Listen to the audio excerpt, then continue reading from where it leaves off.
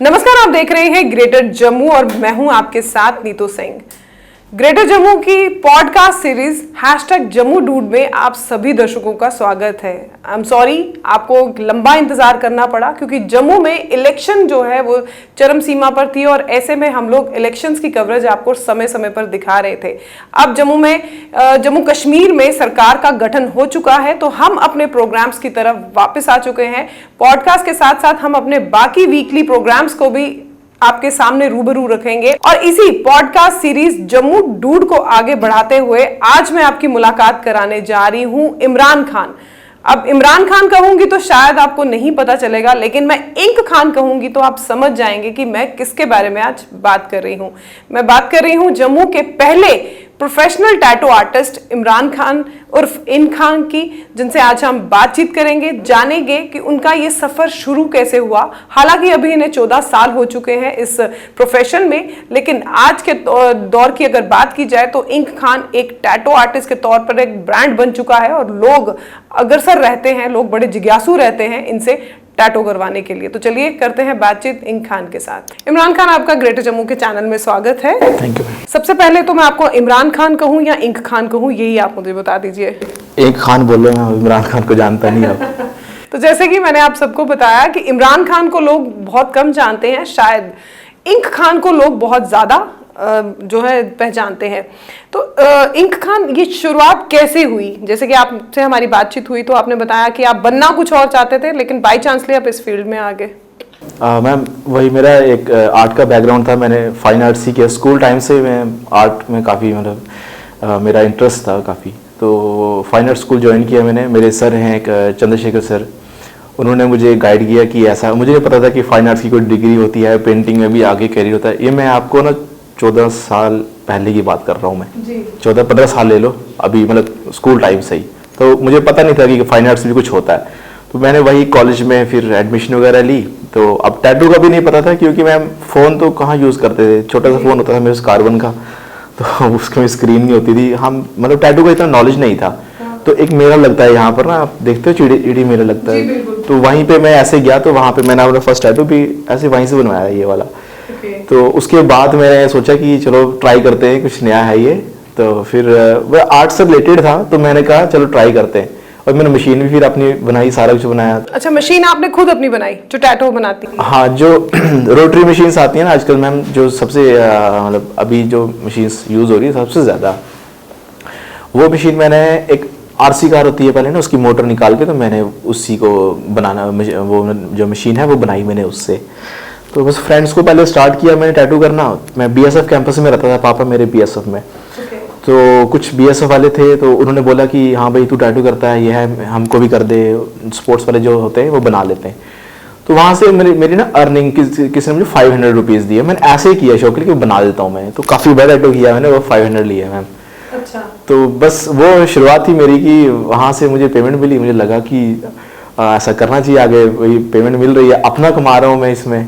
तो ऐसा ऐसा करते करते करते ऐसे तो बस टैटू की लाइन में आ गया मैं।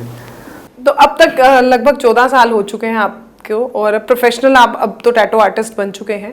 तो कहाँ से आपने ये डिग्री ली? डिग्री मेरे पास तो फाइन आर्ट्स की है मैम। टैटू की कोई ऐसी खास डिग्री नहीं होती है। टैटू का यह है कि कोर्स वगैरह आप कर सकते हो, आपने कोई स्किल सीखना है या फिर how to maintain hygiene and skin की नॉलेज, और स्किन किसी की अगर सेंसिटिव है वो कैसे चलेगा पता। तो ये सारा कुछ मैम ये उसी में जब हम कुछ कोर्स करते हैं, कोई बाहर से आर्टिस्ट आते हैं, एक कन्वेंशन होता है तो वो उसमें सब क्या है अपनी नॉलेज शेयर करते हैं। तो मैंने मतलब उस टाइम में मुश्किल ही कोई आर्टिस्ट बाहर जाके ये चीज़ें अटेंड करता था, पर मैं इतना क्यूरियस था कि मैं चलो ट्राई करता हूँ, जाता हूँ एक बार, कुछ अपने ही टाइप के लोग आ रहे हैं। तो वहाँ पे मैंने काफ़ी सारी चीज़ें सीखी मैम। तो वही मैंने क्लाइंट्स को भी मतलब बताया कि भाई ऐसी ऐसी चीज़ होती है, सही गाइडेंस किया मैंने उनको। तो वही मैम, क्लाइंट एक आता है फिर दूसरे को बताता है, तीसरे को बताता है, तो बस ऐसे ही मैम आहिस्ता आहिस्ता चलता रहता है। हाँ, ऐसे ही अपनी इमेज मैम खुद ही मेंटेन करते हो आप और खुद ही ख़राब करते हो। तो ऐसा कि पैसे के लिए मैंने कभी कॉम्प्रोमाइज़ नहीं किया। कोई सपोज बोल रहा है कि मुझे आप लो बजट में बना दो, पर मटेरियल पे जो भी है उस पर कॉम्प्रोमाइज़ कर दो, डिज़ाइन पे कॉम्प्रोमाइज़ कर दो, वो कभी नहीं किया मैंने आज तक ना किसी के साथ। तो कभी ऐसा दिमाग में आया था कभी, क्योंकि जम्मू अभी इतना एडवांस नहीं हुआ, और अगर बाहरी राज्यों की या बाहरी स्टेट्स की यूटीज की बात की जाए तो वहाँ पर तो ये बहुत चलन में है, लोग बहुत ज़्यादा ट्रेंड में इसको देखते हैं, हम लोग भी उनको देख रहे हैं, लेकिन अब जम्मू में भी इसका ट्रेंड जो है आहिस्ता आहिस्ता तेज होता जा रहा है। तब उस टाइम माइंड में था कि लोगों को पता नहीं पसंद आता है या नहीं आता, मैं किस में आ चुका हूँ, because you are a fine artist student, और आपने फिर जंप किया इसमें टैटू आर्टिस्ट के तौर पर। मैम टैटू का ऐसा है कि आपको पता है कि अब तो फ़ोन पे सारे देख रहे हैं, आप हर किसी का फ़ोन है, हर कोई टैटू सर्च करता है, और एक दूसरे फ्रेंड्स ने बनाए होते हैं वो उसको गाइड करता है कि तू भी बना ले कुछ ऐसा ऐसा ऐसा। तो एक तो वो हो गया। सेकेंडली मेरे पास जो क्लाइंट्स ज़्यादा रहते हैं, ज़्यादा NRI भी होते हैं, बाहर के भी होते हैं, और होते जम्मू से ही हैं या फिर पंजाब से होंगे। तो बाहर क्या है कि काफ़ी ज़्यादा कॉस्टली होता है मैम, बहुत ज़्यादा कॉस्टली टैटू। तो वही चीज़ मैं उनको दे रहा हूँ, पर अपने इंडिया के हिसाब से वो प्राइस थोड़ा कम पड़ता है उनको, तो वो फिर टैटू करवाते हैं। और जम्मू के भी काफ़ी सारे जो बाहर पढ़ते हैं स्टूडेंट्स हो गए, या फिर काफ़ी सारे लोग बाहर बिजनेस कर रहे हैं, वो भी मेरी प्रोफाइल वगैरह देखते हैं, उनको अच्छा लगता है तो बस आ जाते हैं जम्मू करवाने मेरे से। 14 साल बहुत लंबा पीरियड है, शायद आपको तो याद भी नहीं होगा कितने लोगों को आपने उनके ऊपर टैटू वर्क किया है। रैंडम आपको कोई याद आपकी कि इतने लोगों को आप अभी तक उनके साथ उनको टैटू करके आप दे चुके हो? नहीं मैम, अभी कुछ याद नहीं है मेरे को। मैं 2 दिन पहले किया वो टैटू भी मेरे को, मैं भूल जाता हूँ मैंने क्या किया था। तो फिर वो क्लाइंट मुझे कॉल करते हैं, आपने वो टैटू किया था मुझे, मैं बोलता हूँ मुझे फोटो सेंड करो, मुझे याद नहीं है। तो ऐसे तो गिनती मैं आपको नहीं बता सकता, मैं बहुत ज़्यादा है। अब नंबर्स मेरे को नंबर से वो तुक्का ही मारना पड़ेगा, फिर बस वही है। इंक खान, जम्मू में और भी बहुत सारे आर्टिस्ट हैं, टैटू आर्टिस्ट हैं, और अपनी इमेज को बरकरार रखना उन आर्टिस्ट में कितना मुश्किल रहता है? मैम मुश्किल ये है कि देखो पे करने का है। आप अगर लो पे आ रहे हो, काफ़ी बोल रहे हो कि मेरा लो बजट है, मेरे पास इतने अभी पैसे नहीं है, लेकिन आप कर दो। तो अब सपोज मैं आपको वही टैटू उसी टाइप का उसी साइज का मैंने किसी और को भी किया हुआ है, पर उनको बजट का इश्यू नहीं है कुछ भी, उनसे मैंने प्रॉपर मतलब उतना ही पे किया जितना मेरा अपना जो प्राइस है, मेरा एक सेट किया मैंने प्राइस। तो वो है कि अगर वो दोनों दोस्त निकले, वो बोलेगा मेरे को कम का किया है और मेरे को ज्यादा का किया है, तो वो क्या है ना, वो फिर हो जाता है कि हिपोक्रेसी रहती है कि मेरे को कम क्या किया, आपको ज्यादा क्यों किया हुआ है।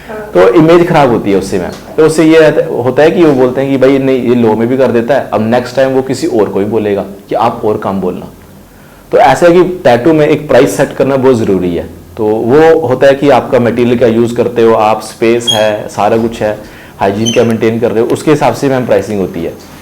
डिज़ाइंस भी कोई डिज़ाइन अगर लाता है, कोई किसी का बना हुआ ऑलरेडी स्किन के ऊपर, तो मैं वो चेंज कर देता हूँ हमेशा। थोड़ा दिखा होता वही है, पर मैं थोड़ा चेंज करता हूँ कि सेम आपने क्यों बनवाना है वो वाले डिज़ाइन, तो आपका डिज़ाइन थोड़ा अलग होना चाहिए। यानी कि आप जितने भी आपके पास डिज़ाइन अभी तक आपने अपने क्लाइंट्स के ऊपर ट्राई किए हैं, वो सब डिफरेंट है? मैं मतलब 100% अपना बेस्ट करता हूँ कि आप डिज़ाइन थोड़ा चेंज करो, पर कई क्लाइंट वो उनको क्या है कि सेम ही चाहिए, तो फिर मुझे करना पड़ता है।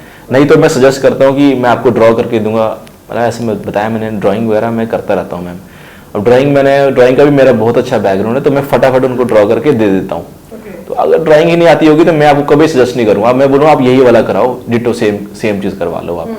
तो फिर डिफरेंट क्या हुआ, आप सेम चीज़ किसी और पे बनी हुई है वही आप भी बना रहे हो।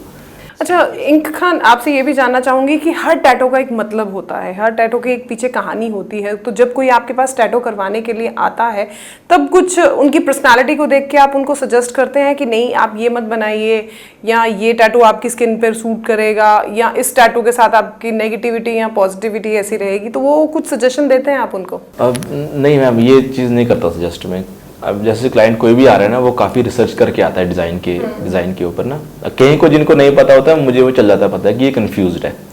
तो कहीं को पता होता है, वो श्योर होता है कि मुझे यही डिज़ाइन चाहिए। अब मैं उनका माइंड अगर चेंज कर दूंगा कि ये ऑब्वियसली वो मेरी ही सुनेंगे, तो वो ऑलरेडी एक अपना रिसर्च करके आए हुए हैं, तो मैं एकदम से उनका माइंड चेंज नहीं करता। तो उनको बोलता हूँ मतलब are you sure for this tattoo, तो वो बोलते हैं हाँ मेरे को पता है क्या बनवाना है। तो उसमें मैं कुछ नहीं कर सकता, उसमें तो आपकी चॉइस है। तो ज़्यादातर जब आपके पास लड़के लड़कियां आती हैं, मैं यंगस्टर्स की बात करूं, तो उनके दिमाग में क्या कंसेप्ट होता है टैटू को लेकर? कंसेप्ट मैम, एक तो अपने प्रोफेशन के रिलेटेड कुछ लोग बनाते हैं जी, ठीक है, और कुछ लोग अपनी हॉबीज़ के रिलेटेड बनाते हैं, और रिलीजियस ज़्यादा रहता है। हाँ, रिलीजियस टैटू ज़्यादा रहते हैं और हॉबीज़ पे रहते हैं। जैसे कोई एडवेंचर किसी को पसंद है तो वो क्या करता है कि माउंटेन्स वगैरह ये बना लिए एडवेंचरस, और लॉइन टैटू काफ़ी लोग बनवाते हैं। लॉइन एनिमल थीम होगी, लॉइन वुल्फ हो गया, हाँ पावर के लिए। हर जो भी टैटू होता है ना, वो आपकी जो पर्सनैलिटी को रिलेट करता है, तो वो आपको पता होता है कि ये एनिमल मैं बना लूँ, मुझे रिलेट कर रहा है मेरे साथ ये, तो वो बस ऐसे ही डिज़ाइन चूज होते हैं। हमने आपके बारे में ये भी जाना है कि आप पहले ऐसे टैटू आर्टिस्ट हैं जम्मू में जिन्होंने पोर्ट्रे टैटू को लॉन्च किया जम्मू में, तो वो कितना टफ रहा था? क्योंकि पोर्ट्रे टैटू बनाना बड़ा टफ रहता है, किसी की पिक्चर को आप उनकी बॉडी पे जो है रेखांकित कर रहे हैं, बना रहे हैं। पोर्ट्रेट मैम अभी भी पोर्ट्रेट कोई मतलब खास जम्मू में नहीं बन रहा है, मतलब एक दो आर्टिस्ट होंगे, मतलब मेरे को नॉलेज इतनी नहीं है, कम ही मिलता हूँ मैं तो। लेकिन उस टाइम काफ़ी देर पहले की बात करूँ तब भी मैं पोर्ट्रेट करता था मैम, और मैं आपको श्योर करता था कि पोर्ट्रेट बिल्कुल सेम दिखेगा बनने के बाद। तो मैंने आपको 100% श्योरेंस दे दी, तो फिर आप क्या है कि क्लाइंट खुद टेंशन फ्री हो जाता था। तो बनने के बाद भी अगर एक अच्छा रिजल्ट आता था, वो दूसरे को भी गाइड करते थे। तो पोर्ट्रेट जैसे मैं अपना फाइनेंस वगैरह करता था, मैं उसमें मेरा पोर्ट्रेट्स ही था, मैं ओनली सिर्फ पोर्ट्रेट्स ही मैं करता था उस टाइम। तो मेरे को काफ़ी नॉलेज है पोर्ट्रेट्स की, उनकी प्लेसमेंट कैसे लगाना है, कैसे उसका मतलब आईज हो गई, नोज, लिप्स, ये स्किन के ऊपर बनाना कोई इजी काम नहीं है। डिटेलिंग जो करना, हाँ पेपर पे तो कई लोगों में बोलो पेपर पे बनाओ, पेपर पे भी नहीं बनेगा उनसे। अच्छा। और वही चीज़ स्किन पे बनाना वो उतना ही टफ है वो। हाँ, और वो भी एक नीडल है एक मैम, नीडल से वो बनाना, और इंक वगैरह होता है उसका को पूरा एक कंपोजिशन होती है, तो वो बनाना कितना डिफिकल्ट है, मतलब वो मैं आपको एक्सप्लेन नहीं कर सकता, पर आपको अच्छी चीज़ मिल गई वही वाली। पोर्ट्रेट टैटू में कितना वक्त लगता है बनाने में? डिपेंड करता है मैम, मैं कलर पोर्ट्रेट भी करता हूँ, अगर मेरा प्रोफाइल वही इंक पे आप देख लोगे तो मैं हाइपर रियलिस्टिक पोर्ट्रेट भी करता हूँ, जो बहुत ज़्यादा डिटेल रहती है जिसमें। तो मेरे को कन्वेंशंस के इनविटेशन भी उसी के बेस पे आते हैं कि मैं अपने वो वर्क्स उनको भेजता हूँ, तो उनको लगता है कि एक नॉट से एक ऐसा आर्टिस्ट है जो इस टाइप का टैटू करता है, तो वो मेरे को बोलते हैं कि आप यही टैटू इस कन्वेंशन में भी परफॉर्म करो, ताकि जो बाहर के आर्टिस्ट आपका क्या करें, वो भी देखें कि हमारे इंडिया में भी कोई हाइपर रियलिस्टिक इस तरह स्किल वाला काम कर रहा है कोई। तो मैं उस लेवल तक भी करता हूँ मैं पोर्ट्रेट्स, कलर पोर्ट्रेट हो गए हाईली डिटेल, तो बाकी ब्लैक एंड ग्रे पोर्ट्रेट हो गए, वो चलते रहते हैं बस। इंक खान, अगर बात की जाए टैटू में यूज होने वाली इंक की, तो वो किस तरह की कुछ खास इंक होती है जो इंक यूज की जाती है? हाँ, इंक बहुत टाइप की आती है, अब तो बहुत सारे ब्रांड्स आ गए हुए हैं पोर्ट्रेट्स के लिए। एक जैसे डिफरेंट डिज़ाइन से उन सब के हिसाब से एक अलग टाइप की इंक यूज़ करनी पड़ती है। हाँ, अब किसी का फीलिंग वाला टैटू है तो उसके लिए इंक अलग यूज़ होती है, किसी का पोर्ट्रेट है तो उसमें क्या है कि हमें एक पूरा सेटअप बनाना पड़ता है, 4-5 शेड्स का सेटअप बनाना पड़ता है। सिर्फ इंक का ही काम है या जो आपकी मशीन होती है उसका भी उतना ही मशीन काम का भी है, दोनों का? हाँ, मशीन का भी है। काफ़ी क्या है कि काफ़ी सारे लोग सोचते हैं कि मशीन कोई भी चलेगी और लेकिन टैटू बन जाएगा अच्छा, ऐसा नहीं होता है। अच्छी मशीन का भी होता है, मशीनरी भी अच्छी होनी चाहिए। कई मशीन्स होती है स्किन को बहुत डैमेज करती हैं, स्किन ख़राब कर देती हैं। अब जो मैं मशीन यूज़ कर रहा हूँ, मेरी ऑब्वियसली मैंने बाहर से मंगाई हुई है मशीन मैम, तो मुझे एक अच्छा काम देना तो मुझे एक अच्छी मशीन चाहिए, इंक्स भी चाहिए, और इंक्स भी मैम इम्पोर्टेड ही होती हैं सारी, लोकल इंक्स यूज़ नहीं करता मैम, कुछ बाहर से मंगवाते हैं इंक। इंक्स एंड नीडल भी बहुत ज़रूरी है।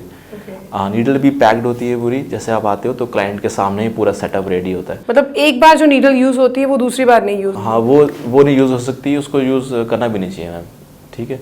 और क्या है कि पूरा जो प्रीवियस क्लाइंट है उसके कॉन्टैक्ट में कोई भी चीज़ आती है, जैसे सपोज आप जिस पे बैठे हो वो हो गया, आर्म रेस्ट होती है आप बाजू रखने के लिए, वो हो गया, वो सारा कुछ मैम क्लीन करते हैं करने से पहले ना, ताकि उसके कॉन्टैक्ट का आपकी स्किन के अंदर कुछ भी ना आए। हाँ, 100%। तो दिनचर्या क्या रहती है? सुबह मॉर्निंग में कब से शुरू होते हैं और शाम कब तक आपका रहता है? अपॉइंटमेंट पे होता है मैम मेरा ना। हाँ, मेरी अपॉइंटमेंट हो जाती है पहले ही, तो नेक्स्ट डे फिर मतलब नेक्स्ट डे हो गया, पहले अपॉइंटमेंट करवा के तो उसी टाइम टैटू करता हूँ मैं। वॉक-इन्स जब अगर हो सकता है, बहुत रेयर है, मैं फ्री होता हूँ तो उस टाइम मैं वॉक-इन अटेंड कर लेता हूँ, तो ऐसे मेरा अपॉइंटमेंट पे होता है। तो क्लाइंट को मैं एक दिन पहले बुला लेता हूँ पूरा डिज़ाइन वगैरह दिखा के, ताकि नेक्स्ट डे उनको टाइम वेस्ट ना हो, तो बस ऐसे ही। तो आखिरी सवाल आपसे जानना चाहूंगी कि अब तो आप इस फील्ड में हैं, आप टैटू आर्टिस्ट हैं और जम्मू के जाने माने टैटू आर्टिस्ट हैं, तो आगे भी इस प्रोफेशन को कंटिन्यू रखोगे या आगे कुछ और सोचा हुआ, फ्यूचर कुछ और है? नहीं मैम, फिलहाल तो मैंने इतने साल दिए इस प्रोफेशन को, तो मैं मुश्किल ही चेंज करूँ। मैं पेंटिंग्स भी साथ करता रहता हूँ, वो भी मेरा एक साइड मतलब बिजनेस है मेरा, वो भी करता रहता हूँ मैं। किस तरह की पेंटिंग? पेंटिंग भी मैम पोर्ट्रेट करता हूँ मैं। हाँ, पेंटिंग्स में भी मेरा मैं रियलिज्म एक स्टाइल है मैम पेंटिंग्स में ना, उस पर हाइपर रियलिस्टिक पेंटिंग्स होती हैं जिसमें बहुत ज़्यादा डिटेल होती है, फेस पे हो गया, ये हो गया, सारा कुछ है। तो मैं वही करता हूँ और टैटू में भी मैं वही करना चाहता हूँ।